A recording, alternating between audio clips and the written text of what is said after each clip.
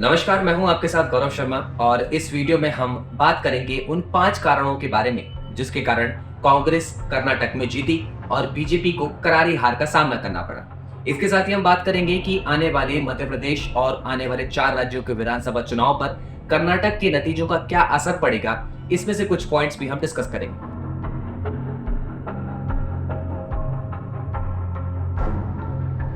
सबसे पहले हम बात करेंगे टाइम्स ऑफ इंडिया में छपी एक रिपोर्ट के बारे में जिसे चेतन भगत ने लिखा है। इसमें चेतन भगत ने कर्नाटक में कांग्रेस की जीत के 5 बड़े कारणों को बताया है। चेतन भगत ने अपने आर्टिकल में जो जिक्र सबसे पहले किया है उसमें बीजेपी का करप्टेड गवर्नमेंट सिस्टम सबसे बड़ा कारण वहां पर हार का रहा, यानी कि सरकार जो चल रही थी उसमें एंटी इनकम्बेंसी का एक बड़ा कारण था जिसके कारण कांग्रेस ने एक बड़ी जीत कर्नाटक में हासिल की।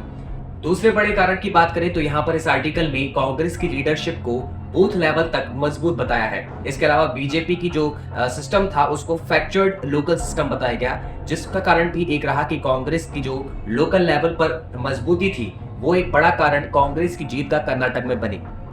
तीसरा बड़ा कारण कांग्रेस की जीत का कर्नाटक में ये भी माना जा रहा है कि यदि लोकल इलेक्शन था, यानी कि एक विधानसभा चुनाव का इलेक्शन था, उसमें बीजेपी के राष्ट्रीय स्तर के नेताओं को लाकर एक राष्ट्रीय लेवल का इस इलेक्शन को फेस देना या इमेज देना, तो ये भी माना जा रहा है कि इस इलेक्शन को लोकल लेवल की जगह राष्ट्रीय स्तर पर बना दिया गया, जिसके कारण कांग्रेस के पक्ष में काफी ज्यादा वोट पड़े। चौथी यदि हम बात करें तो जाति धर्म जैसे मुद्दों पर बीजेपी का फोकस रहा, लेकिन यहाँ पर यदि बात की जाए तो कर्नाटक में जेडीएस एक ऐसा वोट परसेंट शेयर था जिसमें मुस्लिम वोटर्स ज्यादा थे।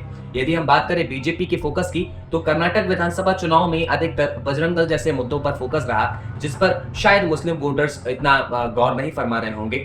तो कर्नाटक में जो कांग्रेस का वोट परसेंट था वो जेडीएस से वोट शेयर घटने के बाद कांग्रेस में ही आया। इसमें बीजेपी के पक्ष में ये ज्यादा वोटर्स नहीं गए, जो भी एक बड़ा कारण है कांग्रेस का कर्नाटक में जीत दर्ज कराने का। इसके अलावा पांचवा जो कुछ कारण बताया गया उसमें ये था कि जातीय समीकरण जो है वो बीजेपी के पक्ष में नहीं थे, जिसके कारण कांग्रेस की वहां पर सरकार बनी।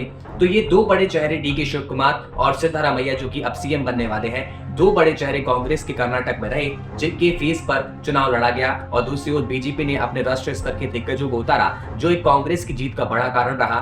यदि हम 2018 और 2023 के वोट शेयर की बात करें तो इसमें काफी बड़ा बदलाव देखने को मिला है। 2018 के वोट शेयर में यदि हम बीजेपी की बात करें तो उसे 36% वोट शेयर मिला था, जो कि 2023 में भी 36% ही रहा। लेकिन यदि हम कांग्रेस की बात करें तो कांग्रेस का वोट परसेंट जो था वो 38% 2018 में 38% से बढ़कर 43% हो गया। यदि हम बात करें जेडीएस की तो 2018 में उसका जो वोट परसेंट था वो 18% था, लेकिन 2023 में ये घटकर 13% पर पहुंच गया। इसके अलावा यदि हम सीट डिफरेंस की बात करें तो 2018 में बीजेपी का जो सीट डिफरेंस 104 से 66 सीटों पर गिरकर आ गया। इसके अलावा यदि हम बात करें 2018 और 2023 की कांग्रेस की विधानसभा सीट के बारे में तो ये 78 से बढ़कर 135 पर पहुंच गई, यानी कि 2023 के विधानसभा चुनाव में कांग्रेस को पिछले चुनाव से 57 सीटें ज्यादा मिली। जेडीएस के पास 37 सीटें थीं जो 2018 के विधानसभा चुनाव में थी, लेकिन 2023 में ये सीटें घटकर 19 सीटों पर आ पहुंची, यानी कि 18 सीटें जेडीएस के खाते से कम हुई। अब यदि हम बात करें 2023 में जो 4 राज्यों में विधानसभा चुनाव होनी है, मध्य प्रदेश में यदि देखा जाए तो 2018 में सरकार की उथल पुथल रही। 2018 में यदि हम बात करें कर्नाटक की तो बीजेपी की सरकार हटने के बाद कांग्रेस और जेडीएस की सरकार बनी, लेकिन बीजेपी ने वहां पर ऑपरेशन लोटस चलाया, कांग्रेस के कई सारे विधायकों को अपने पक्ष में लिया और फिर वहां पर ऑपरेशन लोटस को सफल कर बीजेपी ने अपनी सरकार बनाई।